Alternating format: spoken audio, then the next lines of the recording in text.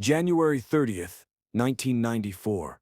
Kurt Cobain walked into the studio 2 days late. He'd forgotten his guitar, and in just a few hours, he would record Nirvana's final song, a track the world wouldn't hear for 8 years. But what really happened in that Seattle recording studio? Dave Grohl now confesses, it's hard to listen to. Kurt was there, but he wasn't really there. Then in 2001, Courtney Love dropped a Bombshell lawsuit.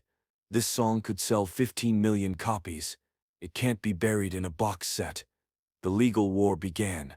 The song stayed locked away until someone leaked it online. Who leaked it, and why did it take 8 years? This is the untold story of Nirvana's last recording session, the legal battle that kept it hidden, and the moment that changed everything when the world finally heard Kurt Cobain's final words. Robert Lang Studios, Seattle, Washington. From the outside, it looks like an enchanted castle, red brick walls, arched doorways. In late January 1994, Nirvana's management booked 3 days there. The band was on break from their In Utero tour. They had massive European arena shows scheduled to start soon. 3 full days with one of the era's most important rock bands. Time to create. Time to experiment. But January 28th arrived. Day 1. Kurt Cobain didn't show up. Studio owner Robert Lang later told Mojo magazine, "There was some word that hopefully Kurt would show up on Friday, but I don't think they were really stressed about it." Dave Grohl and Krist Novoselic weren't surprised. By 1994, things had changed. Kurt was struggling.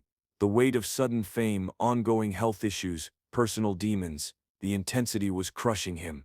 So when Kurt didn't appear, the rhythm section did what musicians do. They made music anyway. Grohl had been writing songs during Nirvana's downtime. He and Novoselic started working on tracks that would eventually become Foo Fighters songs. Big Me, Exhausted, Butterflies. 3 of these would later appear on Foo Fighters' 1995 debut, January 29th. Day 2. Still no Kurt. But something was about to change, because on Sunday afternoon, Kurt would finally walk through that door without his most essential tool. January 30th. Late afternoon. Kurt Cobain finally arrived at Robert Lang Studios. Without his guitar. Think about that. A recording session with his band, and he showed up without the most essential tool of his trade. He had to borrow everything. A reworked Univox guitar from the studio's tech, Ernie Bailey. A 55-watt Marshall amplifier he reportedly hated. A pedal board with a Boss distortion pedal. But here's what nobody expected. Despite being 2 days late, despite forgetting his gear, Kurt was present. Engaged. He listened to what Grohl and Novoselic had been working on. He offered support. He was receptive. For a moment, just a moment, it felt like the old Nirvana, the band that could create magic in hours. Producer Adam Casper and the band shifted gears immediately. They jammed for about 20 minutes, finding their groove. Then they began working on a song they'd only played once before at a soundcheck and once live with different lyrics on October 23rd, 1993, at the Aragon Ballroom in Chicago. In the studio, it had a working title, Kurt's Tune. They weren't planning to record it. Time was tight, but they were there, together, with functioning equipment. So they did what felt natural. 1 take, then another, then a third. The arrangement came together fast. Nirvana had always worked quickly when the energy was right. That quiet, loud, quiet dynamic that defines Smells Like Teen Spirit and Heart-Shaped Box. After getting a solid instrumental take, they broke for dinner. Pizza, according to those who were there. Then Kurt returned to record vocals. 4 takes. That's all it took. Kurt Cobain recorded 4 vocal performances, chose the one he liked, and the session was done. The song that would eventually be called You Know You're Right was complete. They talked about potentially returning after the European tour to refine it further. They never got the chance. Less than 2 months after that recording session, Kurt Cobain was dead. The European tour Nirvana prepared for became a disaster. The band was falling apart. The shows were difficult. In Rome, Kurt nearly died after an incident that left him in a coma. The tour was cut short. Kurt returned to Seattle, On April 5, 1994, he was found dead at his Lake Washington home, official ruling suicide by self-inflicted gunshot wound. Nirvana was over. If you were alive in 1994, you remember where you were when the news broke. The radio cut to silence. The DJ's voice cracked. Kurt Cobain is dead. The world froze. For those of us who lived through it, the 45 mighty 60 age group who watched MTV religiously, who bought Nevermind on cassette, that day never left us. And you know you're right, that song they'd knocked out on a Sunday afternoon sat on a shelf, unreleased, unheard. For years, the only version anyone outside Nirvana's inner circle had heard was a bootleg recording from that October 1993 show at the Aragon Ballroom. The audio quality was terrible. Bootleggers couldn't make out what Dave Grohl said when he introduced the song. It circulated under wrong titles. On a Mountain, Autopilot. Then on Valentine's Day 1995, Courtney Love performed the song with Hole during their MTV Unplugged session. She called it You've Got No Right and introduced it as a song that Kurt wrote, the last song almost. But the studio version, the actual final Nirvana recording, remained locked away. Dave Grohl and Krist Novoselic wanted to honor their band's legacy properly.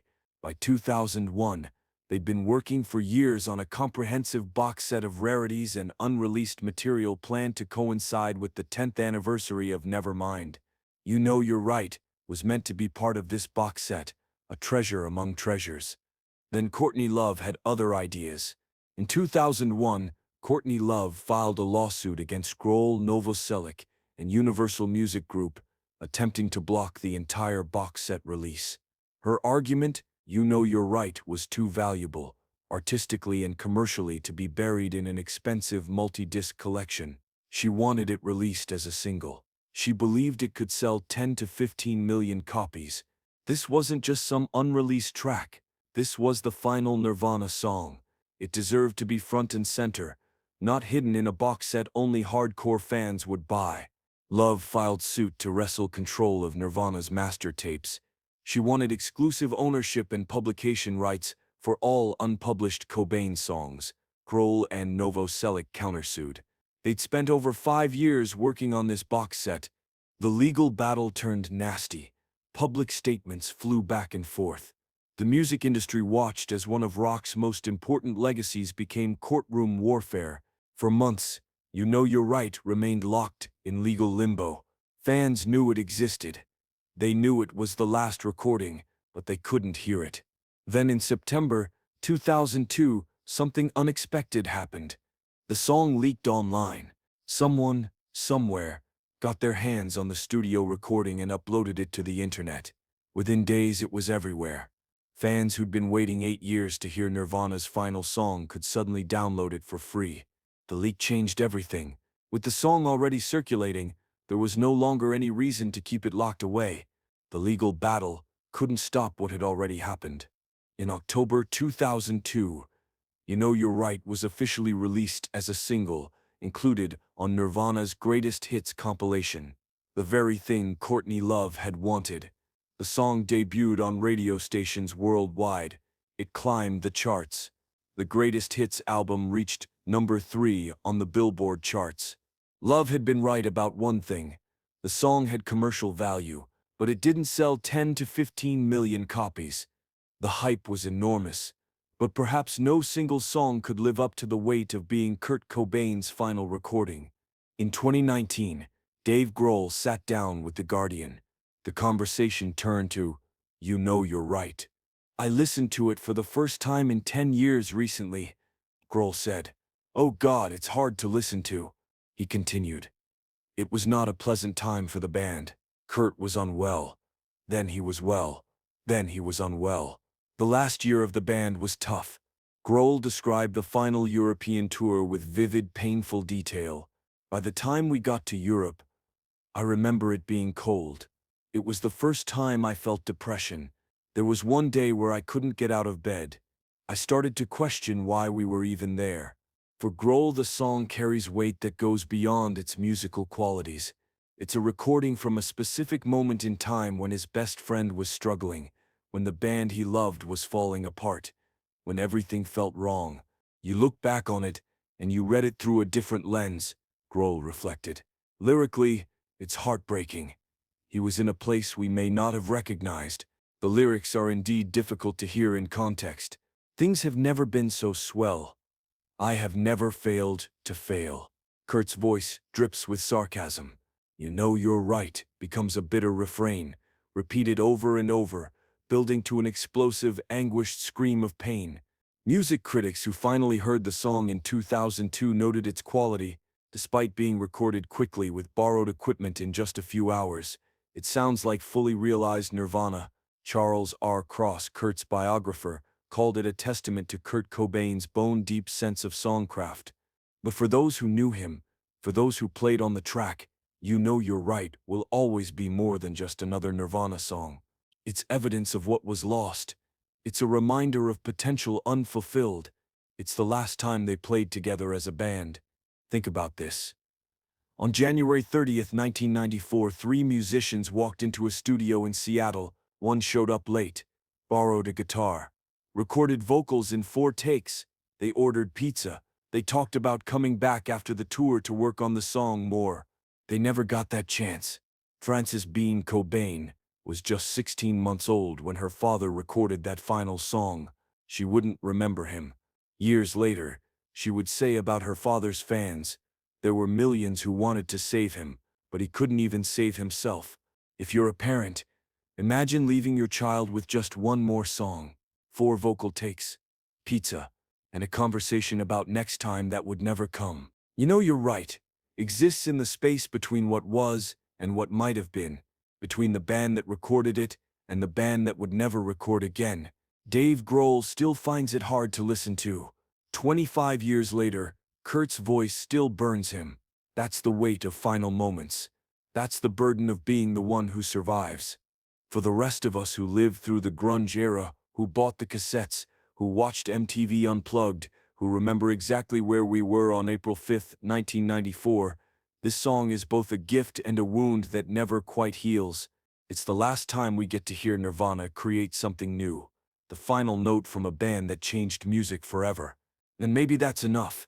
Or maybe it's just another reminder that time runs out faster than we think, that next time isn't guaranteed, that sometimes 4 takes is all you get. You know you're right, Kurt. But God, we wish you'd been wrong. If you or someone you know is struggling, remember Kurt's story doesn't have to be yours. Depression is real, pain is real, but help is also real. Talk. Reach out. One conversation could change everything.